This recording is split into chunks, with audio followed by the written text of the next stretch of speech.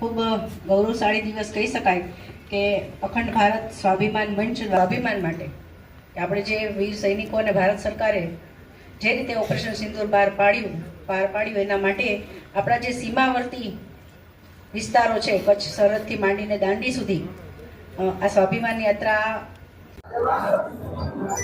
हार्दिक सिडोडिया अखंड भारत स्वाभिमान मंच सिंदूर स्वाभिमान यात्राની શરૂઆત 15 ઓગસ્ટના સાંજે 6 વાગે સિંધુભવન રોડ થી શરૂ થઈ।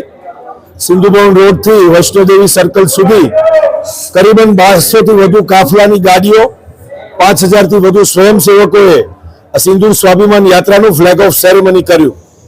16 તારીખ 16 ઓગસ્ટ નળેશ્વર માતાજીના મંદિરે માતાજીના આશીર્વાદથી આ યાત્રાની શરૂઆત થઈ। આ યાત્રા 16 તારીખથી લઈ 29 ઓગસ્ટ સુધી નડાબેટથી દાંડી સુધીની આ 15 દિવસની યાત્રા છે। 200 સ્વયંસેવકો 51 કાર શહીદ રથ અને એલઈડી ટ્રક સાથેની આ કાફલાના આ યાત્રાના મુખ્ય 3 બિંદુઓ છે।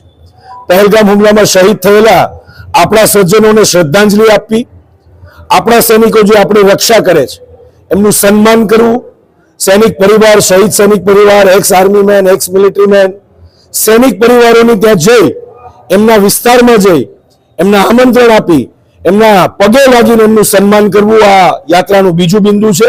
अने त्रीजुं बिंदु सिंदूर ऑपरेशन अने महादेव ऑपरेशनना निर्णय लेनारी नरेन्द्रभाईनी सरकारनुं समर्थन अने जाहेर रस्ताओ पर एमना विषे वातो करवी आ सिंदूर स्वाभिमान यात्राना आ 3 बिंदुओ पर आजे અમે જામનગર મુકામે ટાઉન હોલ ખાતે પધાર્યા હતા।